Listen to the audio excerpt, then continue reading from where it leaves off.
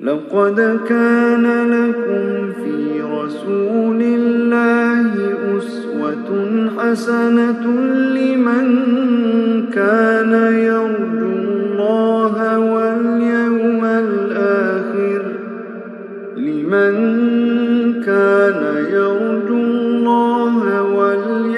الآخر وذكر الله كثيرا. بسم الله الرحمن الرحيم. الحمد لله والصلاة والسلام على رسول الله وبعد. السلام عليكم ورحمة الله وبركاته. Урматтуу момун мусулман бир туугандар, пайгамбарыбыз Мухаммад саллаллаху алейхи вассаламдын өмүр баяны тууралуу болуп жаткан сира сабагыбызды андан ары окууну улантабыз. Аллах Таала мына ушул сабактарыбызга береке берсин. Жана Аллах Таала мына ушул сабактарыбызды даимий кылган болсун. Амин я раббал аламин. Өткөн сабакта биз пайгамбарыбыз саллаллаху алейхи вассаламдын ошол 3 жыл ошол сырлуу даватынан кийин ошол Аллах Тааланын буйругуна ылайык ачык түрдө ошол жарыя түрдө даватынын башталуусу тууралуу айтып, пайгамбарыбыз саллаллаху алейхи вассалам ошол Курайш уруусун бир жерге жыйнап, Сафа дөңсөсүнүн дөбөсүнүн үстүнө чыгып, мындайча айтканда Сафа тоосунун үстүнө чыгып, адамдарды ошол акырет азабынан эскертти. Эми мына ушул пайгамбарыбыз саллаллаху алейхи вассалам Курайш уруусунун ар бир ошол Курайш уруусуна таандык болгон ар бир урууну атын айтып чакырды. Жана өзүнүн эң жакындарын атын айтып, аларды акырет азабынан эскертти. Аларды таухидке чакырды. Мисалы үчүн пайгамбарыбыз саллаллаху алейхи вассалам кала берсе, «Я Фатима бинте Мухаммад» деп, «О Мухаммадтын кызы Фатима, ошол Аллахтын азабынан корккун, сенин ошол пайгамбардын кызы болгонуң эртеңки күнү кыямат күнү жардам бербейт» деп пайгамбарыбыз саллаллаху алейхи вассалам кээ бир өзүнүн жакындарын атын айтып, акырет азабынан эскертип, аларды жакшылыкка, таухидке чакырды. Эми Курайш уруусу мына ушул ачык дават башталгандан кийин, ачык түрдө таухидке чакыруу башталгандан кийин, Меккеде адамдар ошол аз болсо да мушриктердин үстөмдүгүнө карабастан бир-бирден болуп пайгамбарыбыз саллаллаху алейхи вассаламдын динине алып келген динге кире баштады. Мусулмандардын катары күндөн күнгө өсө баштады.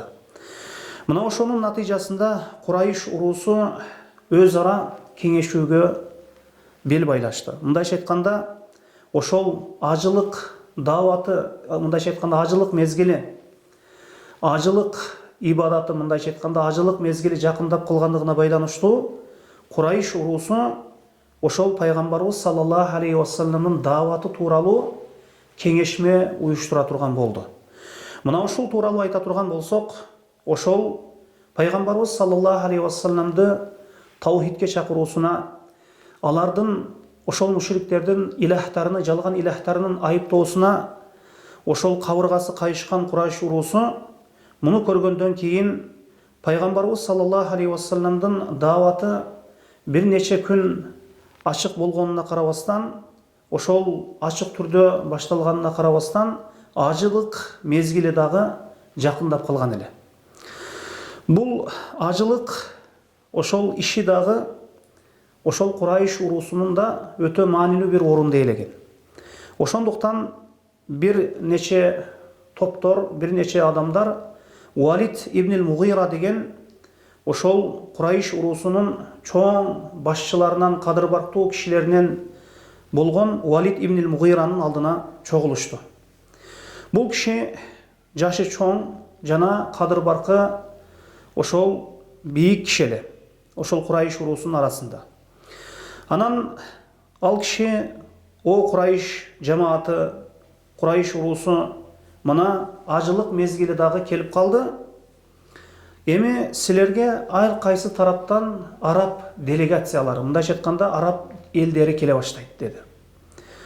Мына өзүңөрдүн силер менен замандаш болгон Мухаммад тууралуу ар кайсы жерде ар тарапта сөз болуп жатат. Мына ушул тууралуу бир ойго кеңешсек, мындайча айтканда бир ой ушул тууралуу кеңешсек, баарыбыз бир жеңден кол чыгарсак, баарыбыз бир ойго келсек, бирибиз менен бирибиз каршылашпасак, анан бири-бирибизди эртең ажылык мезгили күнү баарыбыз бири-бирибизди жалганга чыгарып жүрбөйлү. Ошондуктан мунун даярдыгын көрүп, мына ушул бир нерсеге мунун даярдыгын көрүп, бир нерсеге келишип алайлы. Кандай кылганда ошол келген ажыларды Мухаммадтан тосуп калабыз деген пикирге келишти. Мына ошондо алар айтышты, бизге бир пикириңди айт, бир кеңешиңди айт, биз бир сөзүңдү айт, биз ошону айтайлы деди Валид ибн Мугирага. Жана ал жок деп айтты. Балким силер айткыла, мен угуп көрөйүн деди. Мына ошондо алар айтышты, анда ошол келе турган ажыларга Мухаммад тууралуу аларга Мухаммадты сыйкырчы деп айтайлы. Мындайча айтканда, көз ачык төлгөчү деп айтайлы деп айтышты эле. Валид ибн Мугира жок. Биз көптөгөн, чындыгында биз көптөгөн көз ачыктарды, төлгөчүлөрдү көрдүк. Бирок Мухаммадта көз ачыктардын эч бир белгиси жок, аламаты жок. Көз ачыктардын эч бир катарына кирбейт. Мындай атай турган болсоңор, мындай атама менен атай турган болсоңор, эч кандай жардам бербейт. Бул сөзүңөр натыйжаны бербейт деп айтты. Анда алар айтышты, анда жинди деп айтабыз дешти. Мәжнун жинди деп айтабыз дешти. Ошондо Валид ибн Мугира аларга жооп берип айтты, биз көптөгөн акылынан кеткен жиндилерди көп көргөнбүз. Биз жинди кандай экендигин жакшы билебиз. Мына ошондуктан бул Мухаммадта жиндиликтин белгиси да, азгырыгы дагы жок деп айтты. Анда алар айтышты, андай болсо акын деп айтабыз дешти. Шаир, акын деп айтабыз дешти. Валид ибн Мугира жок. Биз ошол шерлерди токуп айткан, шерлерди айткан, ырларды айткан акындарды жакшы билебиз. Назмыны дагы, насырыны дагы ошол ырларды кандай түшүрүп бири-бирине байланыштырып айта турган акындардын шерлерини жана акындарды жакшы билебиз. Бул нерсеңер дагы, мындай атооңор дагы, мындай айыптооңор дагы эч кандай натыйжа бербейт деп айтышты. Натыйжа бербейт деп айтты. Мына ошондо алар айтышты, андай болсо сыйкырчы деп айтабыз дешти. Валид ибн Мугира анда бир сыйкырчылыктын, биз көп аны сыйкырчы дегениңерде натыйжаны бербейт. Сыйкырчы деп айтканыңардагы эч бир, мындайча айтканда, силерге бир натыйжа алып келбейт. Биз көптөгөн сыйкырчыларды көрдүк. Алардын сыйкырыны жакшы билебиз. Бирок Мухаммадта андай сыйкырчылыктын белгиси дагы жок деп айтты. Мына ошондо алар айтышты, Валид ибн Мугирага анда эмне деп айтабыз дешти. Валид ибн Мугира айтты, Аллахка ант, анын сөзү өтө бир таттуу деди. Анын сөзү таттуу, бутактары маанилүү. Ал туура айтылган сөздөрдүн, ошол эң бир туура айтылган сөздөрдүн туурасын айтат. Мына ошондуктан аны жакшысы, силер жогоруда айткан нерселерге айта турган болсоңор, ал эч кандай сөзүңөр жалганга чыгып калат. Жогоруда силер айткан ошол сөздөр менен аны айыптай турган болсоңор, ошол ал сөздөрүңөр натыйжа бербейт. Жалгандан башка эч нерсе болбойт. Эң жакшысы, мына ошол сөздөрдүн эң жакшысы аны сыйкырчы деп атасак жакшы болот деп айтты. Анткени анын сөзү адамдарды сыйкырлап алып атат деди. Эр менен катындын ортосун ажыратып жатат деди. Анткени кээде ошол Меккеде аялы ошол динге кирсе, күйөөсү капыр эле, мушрик эле, же күйөөсү динге кирсе, исламга кирсе, аялы капыр болчу. Мына ошентип үй бүлөдө эр менен катындын ортосун ажыратып жатат. Жана ага менен инин ортосун ажыратып жатат. Жана туугандарды өз ара бири-биринен алыстатып жатат. Ошондуктан бул сыйкырчы, мына ушул өзүнүн сыйкыры себеп өз ара жакындарды бири менен ажыратып жатат деген мына ушул сыйкырчы деген сөздү айтсак максатка ылайык болот деп мына ушуга келишип анан баарысы тарап кетишти. Анан ошол ажылык мезгили башталган кезде ажылардын келе турган жолдоруна туруп алышып, кайсы бир ажы өтөт экен, ажылар өтө турган болсо, мына ошолорго пайгамбарыбыз саллаллаху алейхи вассалам тууралуу айтып, эскертишип, анын сөзүнө кулак салбоону, анын сөзүн албоону, ага жакындабоону ар бир арабтардын делегацияларына, мындайча айтканда арабтардын руусуна ошол эскертип жатышты. Анан ошол ажылык күндөрү башталгандан кийин пайгамбарыбыз саллаллаху алейхи вассалам чогулган ажылардын алдына барып, алар отурукташкан жерлерге барып, аларды исламга чакыра баштады. Жана аларга айтты: "О адамдар, ла илаха иллаллах, Аллахтан башка сыйынууга татыктуу зат жок деп айткыла кутуласыңар" деп адамдарды аралап, ажыларды аралап, алар чогулган жерлерге барып, аларды динге чакырып, мындайча айтканда таухидке чакыра баштады. Мына ошондо пайгамбарыбыз саллаллаху алейхи вассаламдын артынан Абу Талиб ээрчип алып, ошол пайгамбарыбыз саллаллаху алейхи вассаламды жалганчы деп зыян берет эле. Муну укпагыла, бул ата бабасынын дининен баш тарткан адам деп ошол пайгамбарыбыз саллаллаху алейхи вассаламдын артынан ээрчип, мына ушул динге чакырууда тоскоол болот эле. Анан мына ушуга карабастан арабтардын арасында пайгамбарыбыз саллаллаху алейхи вассаламдын аты чыгып кетти. Арабтардын ошол шаарларында, ошол арабтар жашаган жерлерде пайгамбарыбыз саллаллаху алейхи вассаламдын аты өтө бир, мындайча айтканда, жайылып кетти. Аты тарап кетти. Мухаммад деген ысым арабтардын арасында тарап кетти. Эми ажылык мезгили бүткөндөн кийин Курайш уруусу пайгамбарыбыз саллаллаху алейхи вассаламдын дааватына каршы бир канча услуптарды, бир канча методдорду колдонуп күрөшмөй болушту. Ошол Курайш уруусу ажылык бүткөндөн кийин, үйлөрүнө кайткандан кийин ошол баштарына түшкөн мына ушул мүшкүл ишти ошол арылуу максатта, мына ошол нерседен арылуу максатта, кутулуу максатта пайгамбарыбыз саллаллаху алейхи вассаламдын ошол таухидке чакырган дааватын токтотуу максатта өз ара бир кеңешип, мындайча айтканда пикирлешип, ошол динге каршы күрөшүүдө, ошол бир нече ошол дааватты токтотууда, ошол ислам динине ошол чакырылып жаткан таухид нуруну токтотуу максатта бир канча методдорду, ошол бир канча услуптарды ойлоп табышты.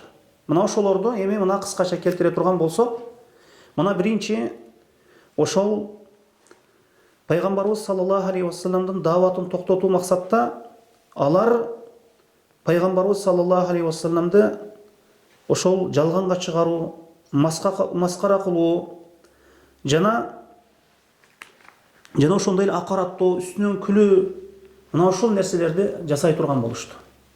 Бул ошол пайгамбарыбыз саллаллаху алейхи вассаламды маскаралоо жана пайгамбарыбызга ыйман келтирген сахабаларды маскаралоо жана аларды акараттоо, бул ошол мушриктердин, Курайш мушриктеринин ошол ислам динине каршы ошол түзгөн пландарынын бири болчу.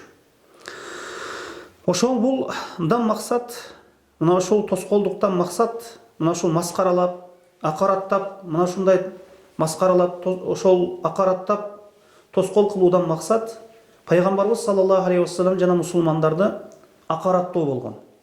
Жана аларды маанавий тараптан, руханий тараптан алсыздатуу болгон. Жана пайгамбарыбыз саллаллаху алейхи вассаламга жала жабышып, пайгамбарыбыз саллаллаху алейхи вассаламды сыйкырчы деп айтышат эле. Акын, жинди деп айтышат эле. Ага бир шайтан келет. Бул жалганчы, сыйкырчы, бир сөздөрдү ойлоп табат деп мына ушундай сөздөрдү тарата башташты.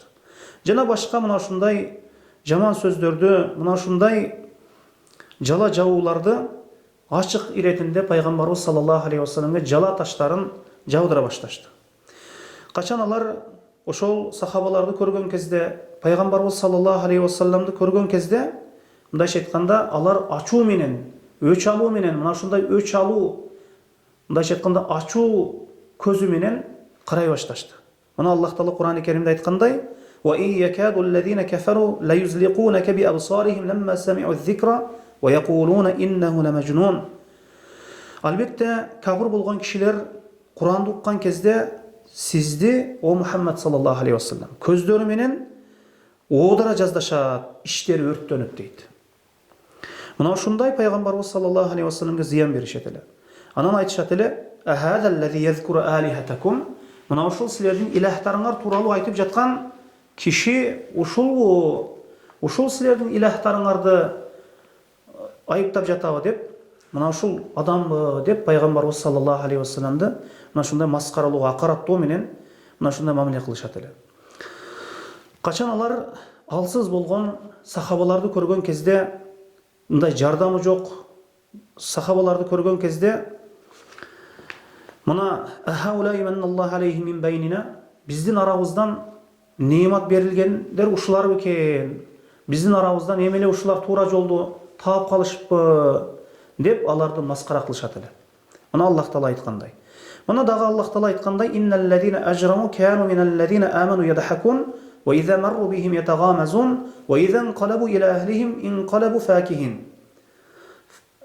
انقلبوا فكهين وإذا رأوهم قالوا إن هؤلاء ضالون إن هؤلاء ضالون.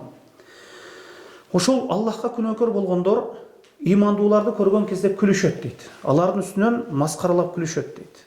Качан алардын алдынан өтүп калса, көздөрүн бири-бирине кысышып маскаралашат дейт. Анан ошол үйлөрүнө кайткан кезде алар рахаттанып, момундарды маскаралагандан рахаттанып, жыргап, ошол күлгөн абалда, маскаралаган абалда үйлөрүнө кайтышат дейт. Качан ошол сахабаларды көргөн кезде, булар адашкандар деп айтышат эле. Мына ушундай маскаралоо, акараттоо нерселерди ошол Курайш уруусу пайгамбарыбызга каршы жана сахабаларга каршы өтө көбөйтүп жиберишти. Мына ошол маскаралоолордон ошол пайгамбарыбыз саллаллаху алейхи вассаламдын өзүнө карата күлүшөт эле. Өзүнө каратып туруп, мындайча айтканда, пайгамбарыбыз саллаллаху алейхи вассалам үстүнөн күлүшөт эле. Мына бул нерсе баары бир мына ушул маскаралоо, акараттоо пайгамбарыбыз саллаллаху алейхи вассалам инсан болгондон кийин анын жүрөгүнө таасир берет болчу. Аллах Таала айткандай: "Валакад на'ламу аннака ядиqu sadruka bima yaqulun fasabbih bihamdi rabbika wa kun minas sajidin wa'bud rabbaka hatta ya'tiyaka al-yaqin." дейт. Чындыгында о Мухаммад саллаллаху алейхи вассалам, биз сенин алардын айткан сөздөрүнө көкүрөктөрүң кысылып турганын билебиз деп айтты. Аллах Таала мына ушул аяттарды түшүрүү менен пайгамбарыбыз саллаллаху алейхи вассаламды тынчтандырат эле. Жүрөгүнө тынчтык киргизет эле. Жана жүрөгүндө тар болуп турган нерсе, жүрөгүндөгү, ошол көкүрөгүндөгү толуп турган нерсе кетет эле. Жана мунун чечимин айтып атат.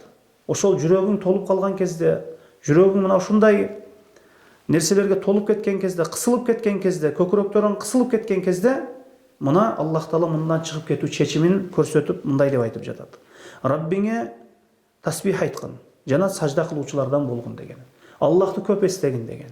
Жана "Ва кун минас сажидин" деп айтканда, сажда кылуучулардан болуп тургон дегени намазда турганда, намаз дегени. Мындайча айтканда, ошол Аллахты көп эстеп намаз окугон дегени. Жана ошондой эле Раббиңе өлүм келгенге чейин ибадат кылгын дегени. Мына ушул аяттар менен пайгамбарыбыз саллаллаху алейхи вассаламды Аллах Таала мушриктер тарабынан айтылган маскаралоор, акараттоолор менен, акараттоолордон пайгамбарыбыз саллаллаху алейхи вассаламды мына ушул аяттарды түшүрүү менен пайгамбарыбызды тынчтандырып коет эле.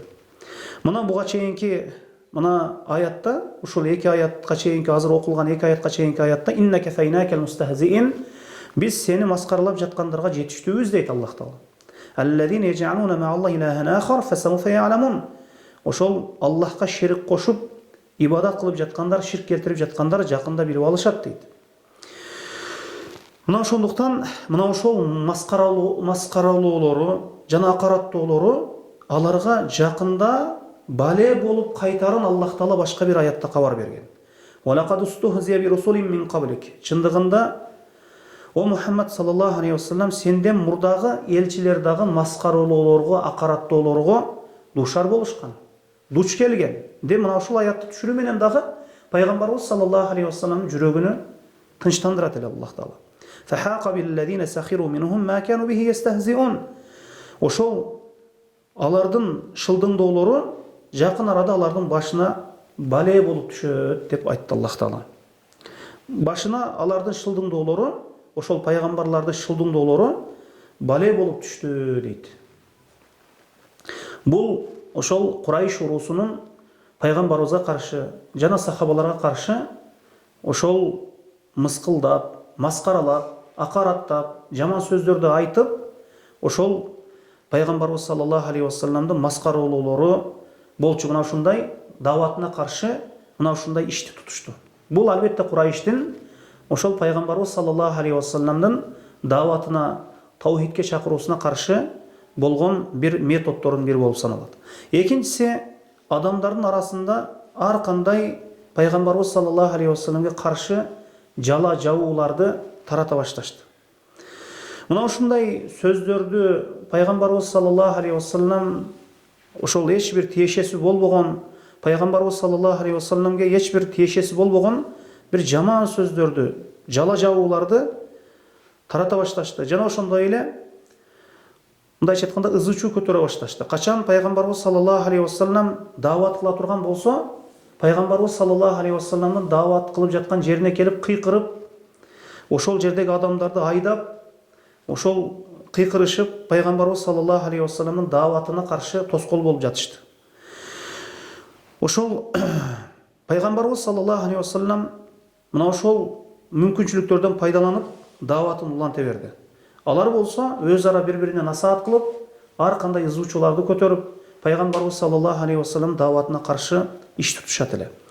Мына ошондо Аллах Таала айтат: "Ва кала аллазина кафару ла тасмау ли хадал Кур'ан валгау фихи лааллакум таглабун." Ва кала аллазина кафару ла тасмау ли хадал Кур'ан валгау фихи лааллакум таглибун. Кафир болгон адамдар айтышты, бул Кур'анды укпагыла дешти.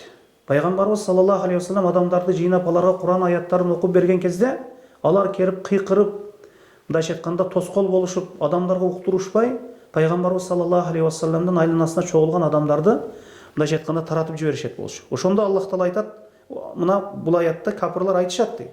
Ошол Кур'анды укпагыла, ошол андан үстөн болуп кетүүңөр үчүн силер ар кандай маанисиз сөздөрдү айтып алгыла, мындай айтып тургула дейт эле.